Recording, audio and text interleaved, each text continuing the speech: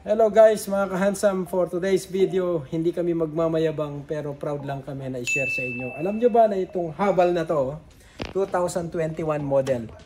Yung family nito, meron po siyang nanay at saka tatlong kapatid. Lahat ng sasakyan nila dito dinadala.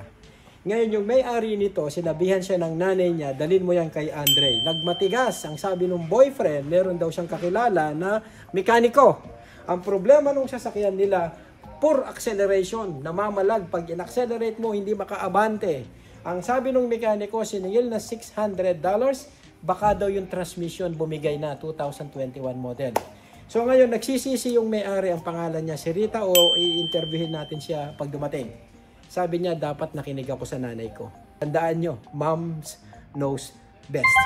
So, to cut the long story short, nagbayad siya ng 600 sa customer, sa mekaniko. Walang nangyari kanina. Ang sabi niya sa akin, tinawagan niya ako, they officially broke down in Eastern Creek. Tumawag ako ng tow truck, dinala rito. Fast forward within 1 hour, tapos ang problema, tatawagan ko siya, i-release ko yung kotse. You know what? Ang nakita namin, simple lang, 4 na spark plugs para sa kanyang engine for power. Pero, meron siyang discovery problem. Pag nag-brake ka, nagsashudder. Isasuggest ko sa kanya, front pads and disc. Saan ka pa makakakita ng within 1 hour? Solve ang problema. Kulang pa kami sa tao niyan.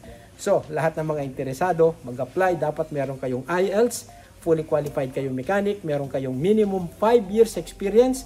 Mag-apply lang po kayo. I-send niyo yung resume niyo sa ncbondok@gmail.com. Handsome Mechanic is looking for a qualified mechanic. You might be one of the lucky guy to be the part of our growing and amazing team. So once again, this is Andre Bonds, Handsome Mechanic. You should be here.